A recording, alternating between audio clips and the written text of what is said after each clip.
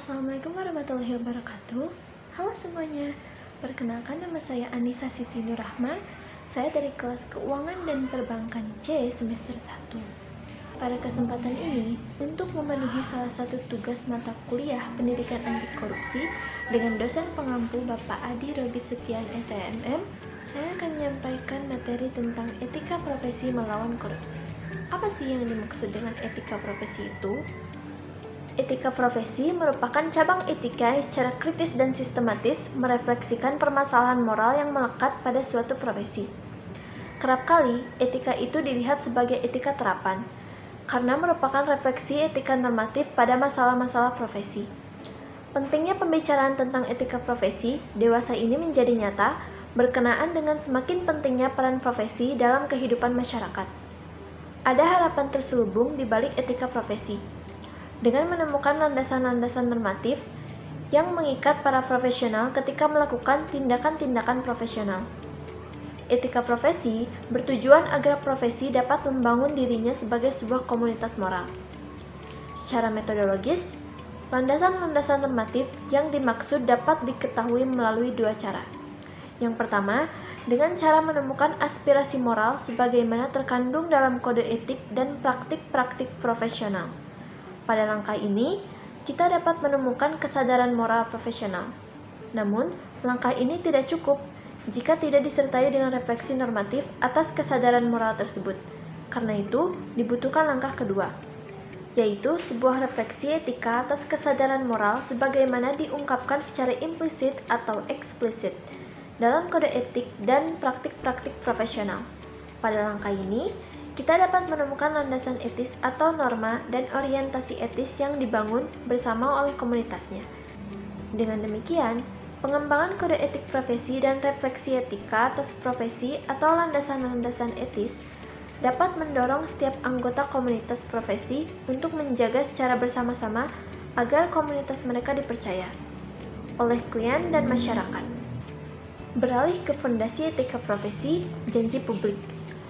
Daryl Cohen dalam pembahasannya mengenai fondasi-fondasi etika profesi menemukan bahwa etika profesi sering terjebak pada dua perspektif teoritis berikut ini.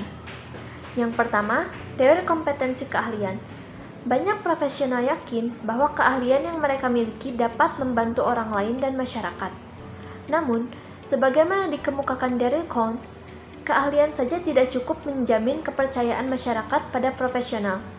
Ia berargumentasi antara lain, keahlian dapat berkembang tanpa tujuan. Demi keahlian itu sendiri, seseorang dapat saja tidak memperhatikan aspek tujuan dan keahlian tersebut, yaitu kepentingan masyarakat yang mereka layani. Berbeda dengan teori keahlian, para sosiolog menyajikan teori kedua, yaitu teori kontrak sosial. Teori ini beranggapan bahwa sumber kepercayaan kepada profesi terletak pada kontrak yang dibangun antara profesional dan klien berkenaan dengan harapan kolektif atas layanan profesional. Masyarakat membutuhkan profesional, karena hanya seorang profesional yang dapat memberikan layanan sesuai dengan harapan kolektif masyarakat. Dan kontrak sosial menjamin bahwa harapan-harapan tersebut dapat terwujud. Menurut Cohen, ada beberapa aspek yang tidak diperhatikan oleh kedua teori tersebut, antara lain, fakta bahwa kaum profesional adalah orang yang mendapat izin dari negara untuk melakukan tindakan tertentu, bahwa mereka adalah anggota sebuah organisasi yang memiliki standar dan cita-cita perilaku, dan karena itu tunduk pada aturan disiplin organisasi tersebut, bahwa mereka memiliki pengetahuan dan keterampilan yang khusus, bahwa mereka memiliki otonomi dalam melaksanakan pekerjaan mereka dan pekerjaan itu tidak dapat dimengerti oleh masyarakat awam, dan bahwa mereka mengucapkan janji publik untuk memberi bantuan kepada mereka yang membutuhkan. Mereka pun bertanggung jawab atas tugas-tugas khusus yang dipercayakan pada mereka. Di antara kriteria-kriteria tersebut, Daryl Cohen menaruh perhatian pada janji publik. Bagi Cohen, janji publik merupakan kriteria yang paling banyak dibela dan dipertahankan sepanjang sejarah perkembangan profesi, dan janji publik merupakan landasan bagi kepercayaan masyarakat dan klien bahwa profesional dapat mengembangkan kebaikan klien. Atau dengan cara lain, dikatakan bahwa janji memberi jaminan moral bagi profesi sehingga ia dapat dipercaya. Darilko memberikan alasan. Yang pertama, janji menciptakan kompetensi profesional, mendorong profesional untuk dapat memperdalam pengetahuan dan keterampilan sehingga dapat melayani masyarakat dengan baik. Yang kedua, janji membuat masyarakat dan klien percaya bahwa profesional dapat secara konsisten memberikan bantuan profesional. Yang ketiga, janji mendorong para profesional menghormati kerentanan klien. Yang keempat, janji membuat kaum profesional menjalankan kebijakan dengan menggunakan penalaran atau penilaian terbaik untuk kepentingan klien. Dan yang kelima, janji memberi kuasa kepada kaum profesional untuk membuat klien bertanggung jawab melakukan apa yang harus dilakukan. Dengan catatan-catatan ini, Darilko yakin bahwa janji publik merupakan landasan etis utama sehingga profesi dapat dipercaya. Selanjutnya, prinsip-prinsip etika profesi. Yang pertama adalah tanggung jawab. Semua pengemban profesi dituntut untuk menunjukkan tanggung jawab moral dalam pekerjaannya, yang menyangkut pada pelaksanaan dan konsekuensinya. Yang kedua adalah keadilan. Prinsip ini menuntut agar dalam menjalankan pekerjaannya, ia menjamin hak semua pihak. Tidak adanya pihak yang dirugikan. Yang ketiga, otonomi. Artinya, orang yang profesional adalah orang yang bebas. Itu mengisyaratkan bahwa profesional mempunyai kemandirian dalam mengambil keputusan, terutama berhadapan dengan situasi sulit di lapangan. Yang keempat, kepercayaan. Ini merupakan nilai-nilai sosial dan modal yang penting bagi seorang profesional dalam menjalankan tugasnya. Jika seorang profesional kehilangan kepercayaan, berarti ia telah gagal menjalankan tugasnya dalam mengabdi pada masyarakat. Selanjutnya, etika profesi menghadapi korupsi. Korupsi merupakan masalah publik yang memiliki akar-akarnya pada kegagalan implementasi aturan-aturan publik dan mekanisme pasar yang terbuka. Apakah korupsi sebagai masalah publik dapat diatasi dengan pendekatan etika profesi? Bagaimana efektivitas etika profesi yang mengandalkan relasi profesional pada usaha menjawab masalah korupsi yang memiliki akar-akarnya pada ekonomi, politik, sosiologi, dan kebiasaan-kebiasaan feodalitis? Darilko tidak memiliki jawaban atas pertanyaan tersebut. Namun, sebenarnya ia sudah membuka jalannya ke arah situ, yaitu dengan kejelasan hubungan antara kepentingan profesional dan kepentingan publik. Darilko menemukan sekurang-kurangnya 3 kemungkinan penjelasan. Yang pertama, kepentingan umum dikembangkan melalui pengadilan profesional yang khusus dan penuh semangat kepada klien secara perorangan.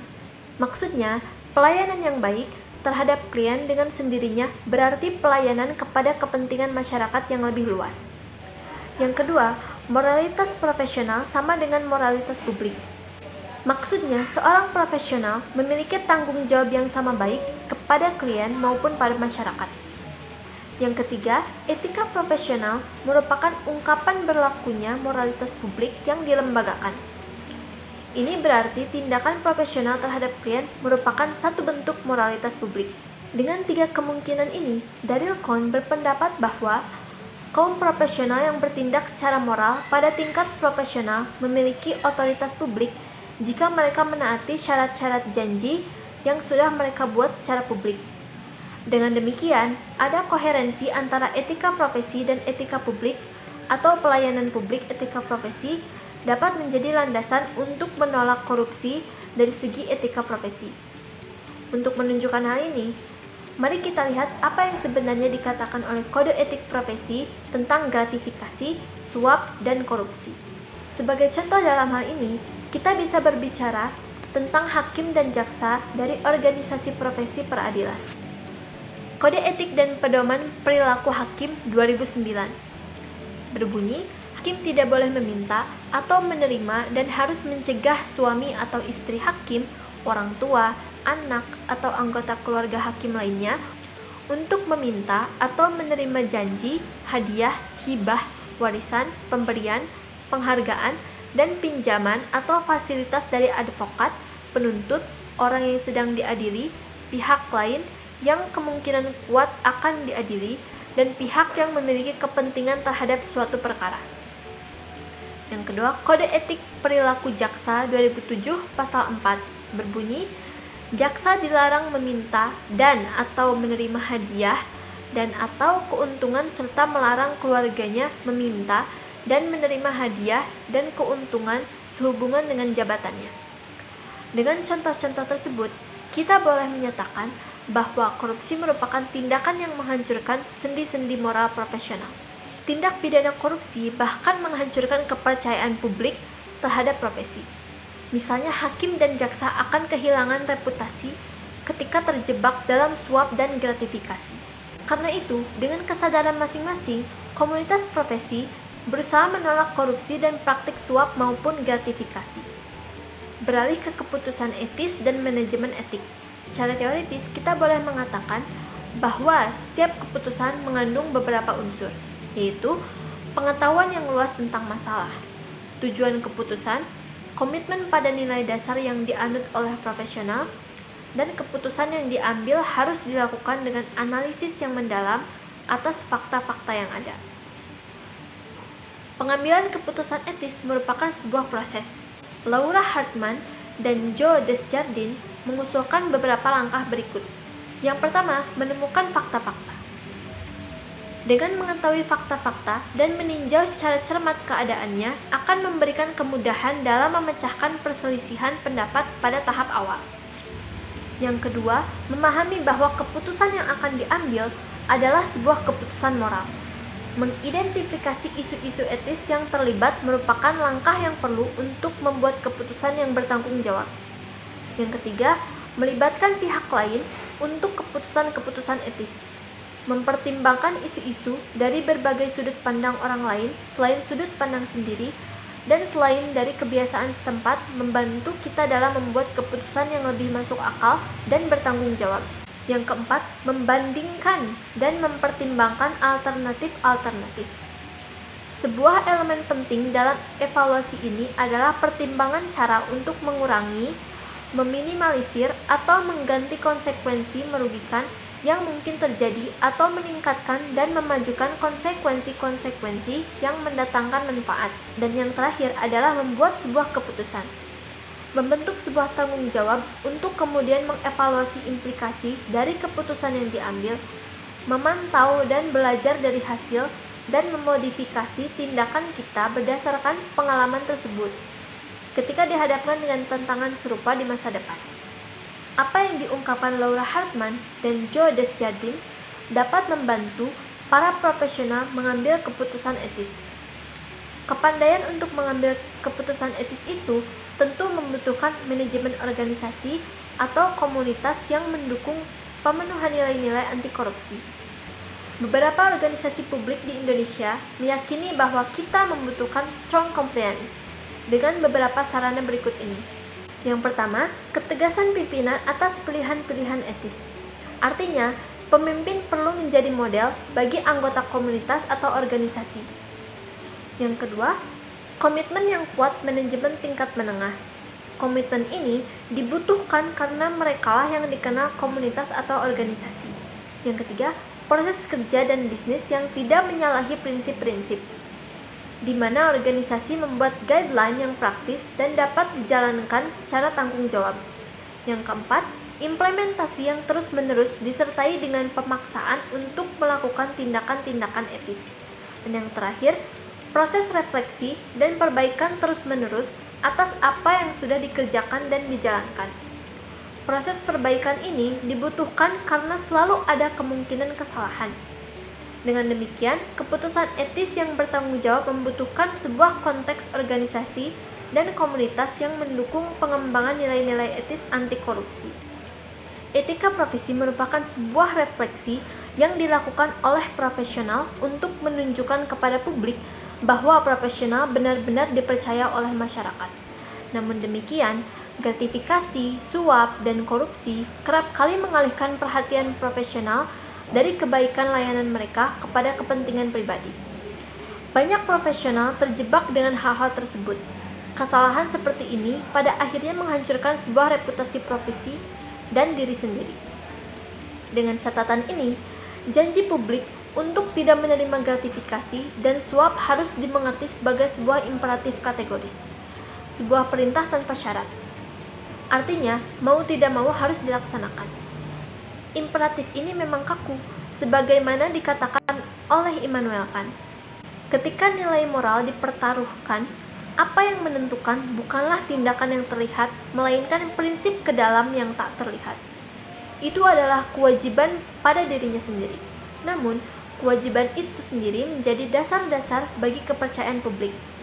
Tanpa itu, dokter, advokat, guru, polisi, hakim tidak akan dapat dipercaya, baik sebagai individu maupun sebagai institusi. Demikian penyampaian materi dari saya, semoga bermanfaat bagi semuanya. Mohon maaf jika banyak kesalahan dari lisan maupun tulisan. Terima kasih telah menyimak video ini sampai akhir. Wassalamualaikum warahmatullahi wabarakatuh.